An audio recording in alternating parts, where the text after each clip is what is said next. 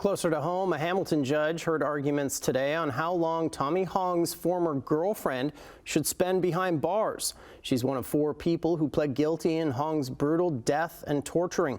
Emily Taylor reports from John Sapinka Courthouse. Madeline Peternel was convicted of manslaughter in this case, and while both the Crown and defense agree she didn't physically harm Hoang, she did call him to her apartment with the intention to rob him, and that's where 3 other people brutally beat and killed him. The court heard it was the night of February 10th, 2021, when 30-year-old Tommy Hoang was brutally beat and tortured in an East Hamilton apartment. Hoang died in hospital around 2 weeks later after life support was withdrawn.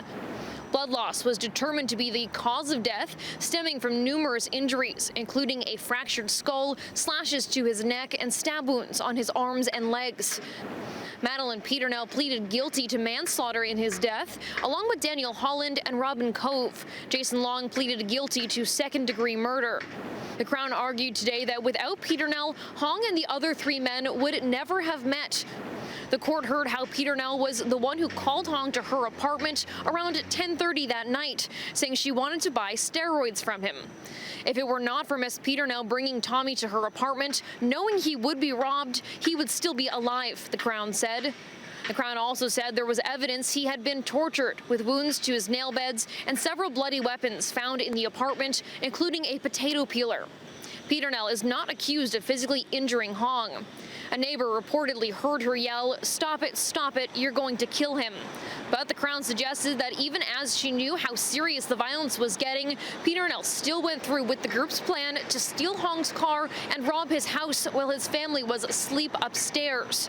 It was stark and horrifying and based on simple greed, the Crown said. The Crown is asking for 10 years behind bars with credit for time served. The defense, on the other hand, is asking for 5 years, describing her real, genuine, and palpable remorse. Peternel is a first-time offender, and defense lawyer Michael Hayworth argued that she's not likely to re-offend.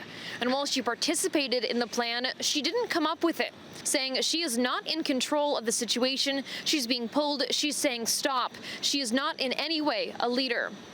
The hearing will continue tomorrow with the sentencing of Jason Long, who pleaded guilty to second-degree murder in the case. Back to you.